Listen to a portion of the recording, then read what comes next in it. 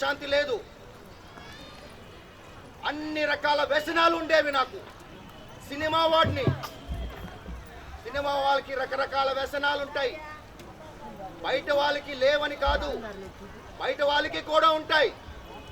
కాకపోతే సినిమా నటుడు ఎప్పుడు కూడా టీవీ మీద కనిపిస్తాడు కాబట్టి వాడు ఇతరుల కన్నా చెడ్డోడని అనుకుంటారు. తప్పు. మీరు చెడ్డవాళ్ళే. మీలో వ్యసనాలు ఉన్న వాళ్ళు ఉన్నారు, చెడు గుణాలు ఉన్న వాళ్ళు ఉన్నారు, చెడు ఆలోచన వాళ్ళు ఉన్నారు. అవునా? బైబిల్ వాక్యం ప్రకారం నీతిమంతుడు ఒక్కడును లేడు. బైబిల్ వాక్యం నిజమా అబద్ధమా? ఎవరు కూడా ఇక్కడ కూర్చుంటున్న వాళ్ళు ఎవరు కూడా అనుకోకూడదు నేను మంచివాడిని. ఏం మాట్లాడుతున్నాడు వీడి సినిమా నటుడు? తప్పు. నీతిమంతుడు ఒక్కడును లేడు. నా బైబిల్ వాక్యం మాటికి నిజం.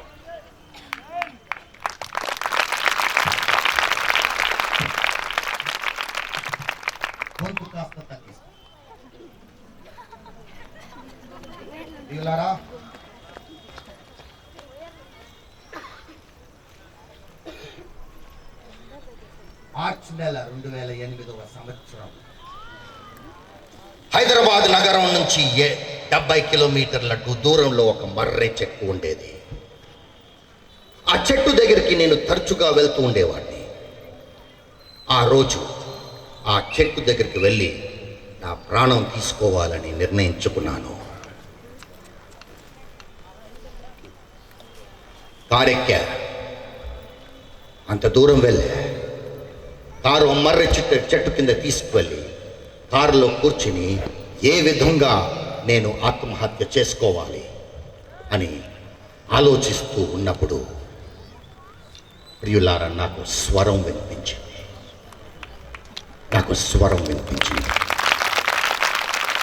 ఆ స్వరం ఏమందంటే, నా ఆత్మ నుంచి నువ్వెక్కడ పారిపోగలవు, నా సన్నిధి నుంచి నువ్వెక్కడ పోగలవు, ఆకాశంలోకి ఎక్కుతావా, అది నాదే, నేనక్కడున్నాను. పాతాళంలోకి దిగుతావా, అది నాదే, నేను అక్కడ కూడా ఉన్నాను. చీకటిని, నేను చేసే తప్పులన్నీ కూడా దేవుడనే వ్యక్తి నుంచి దాచిపెట్టమంటావా చీకటిని? చీకటి నాకు చీకటి కాదు, వెళ్తురు.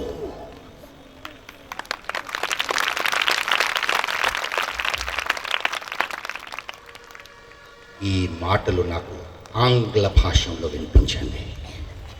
ఆంగ్ల భాషలో. Where can you go from my presence? Where can you flee from my spirit?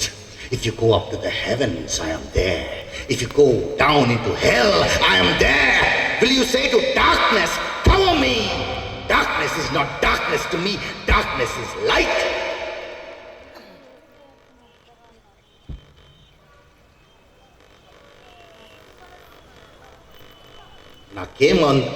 నాకేమవుతుందో అర్థం కాలేదు. నా చేతుల మీద వెంట్రుకలు నిలబడుతున్నాయి. ఏదో తాకుతున్నట్టు అనిపించింది. ఎవరు నాతో మాట్లాడుతున్నారు? ఏంటి ఈ మాటలకి అర్థం ఏమిటి? కాస్తసేపు అక్కడ కూర్చుని నా నిర్ణయం మార్చుకుని సిటీకి తిరిగి వచ్చి ఆ రోజు సాయంత్రం నా 10 మంది స్నేహితుల్ని పిలుచుకొని ఇలా జరిగింది అని చెప్పగా, డేవిడ్ అనే నా స్నేహితుడు అన్నాడు, ఇవి బైబిల్లో వాక్యాలు అన్నాడు.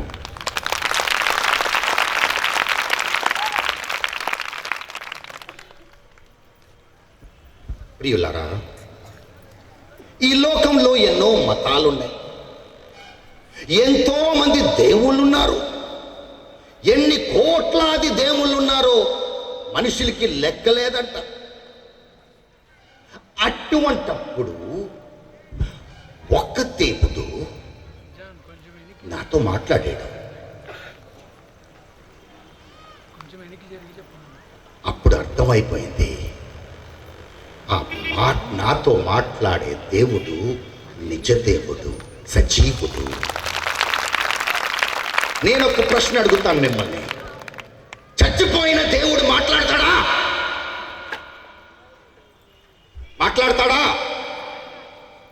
సజీవుడైన దేవుడే మాట్లాడతాడు, బ్రతుకున్న దేవుడే మాట్లాడతాడు. ఆ దేవుడు నాతో మాట్లాడాడు. ఆ దేవుడే యెహోవా, ఆయన కుమారుడే యేసుక్రీస్తు ప్రభువు. ఆయన ఆత్మ ఈరోజు మన మధ్యలో ఉంది ప్రియులారా.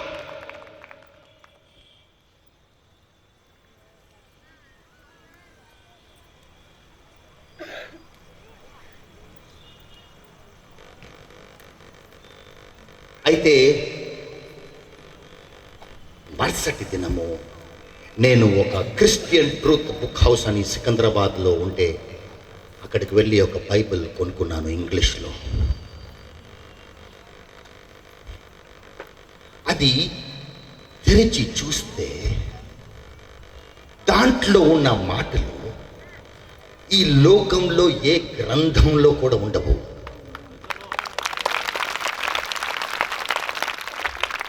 ఈ లోకంలో మనుషులు కొట్లాడుకుంటూ ఉంటారు.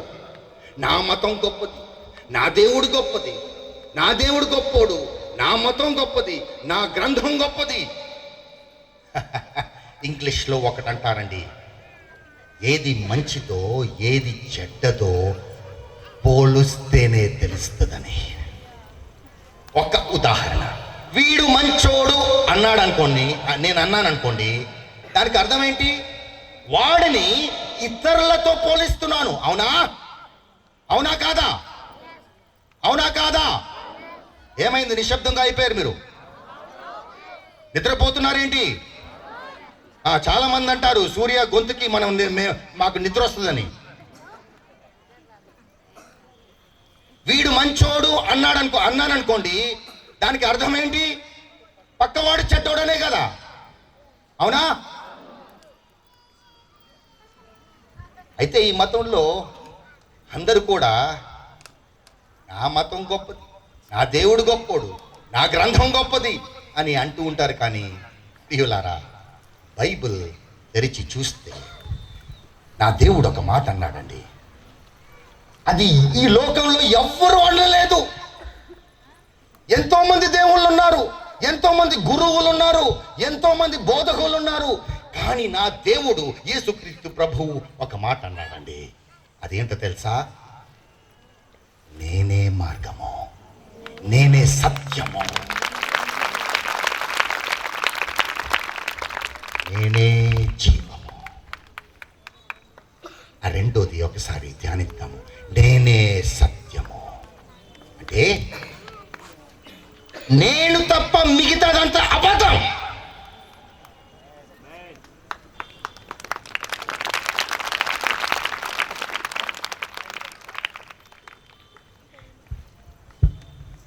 జీవితంలో ఒకే సత్యం ఉంది, యేసుక్రీస్తు ప్రభువారు. బైబిల్ వాక్యం ప్రకారం కృపా సత్యము. ఇప్పుడు బైబిల్ వాక్యం ప్రకారంలో the law came through Moses. చట్టం అనేది మోషే ద్వారా వచ్చింది, కానీ కృపా సత్యము యేసుక్రీస్తు ద్వారా వచ్చాయి.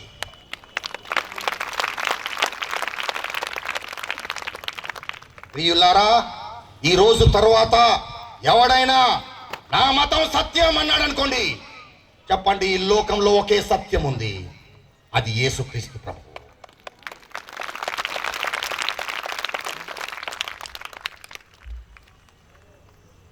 ప్రియులారా, నేను చెప్పాను ఇంతకు ముందే, నా మొత్తం జీవిత కథ ఈరోజు నేను మీతో పంచుకోను. మీ చేతులు నేను చూడలేను, చీకట్లో మీరు కూర్చుని ఉన్నారు, మీరు నన్ను స్పష్టంగా చూడగలరు. అయితే నా రిక్వెస్ట్ ఏంటంటే, ఇక్కడ కూర్చుంటున్న ప్రతి వ్యక్తి కూడా రేపు ఒకరిని కానీ ఇద్దరిని కానీ తీసుకురండి. నిన్న ఒక మనిషి మాట్లాడాడు, అతను ఏదో సినిమాల్లో నటిస్తూ ఉంటాడట.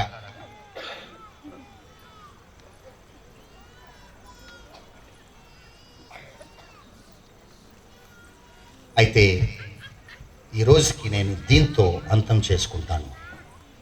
నా ప్రభు అయిన యేసుక్రీస్తు నాకు ఈ అవకాశం ఇచ్చినందుకు ఆయనకి మానవ మాటల ద్వారా కృతజ్ఞతలు చెప్పుకోలేను. సరిపోదు.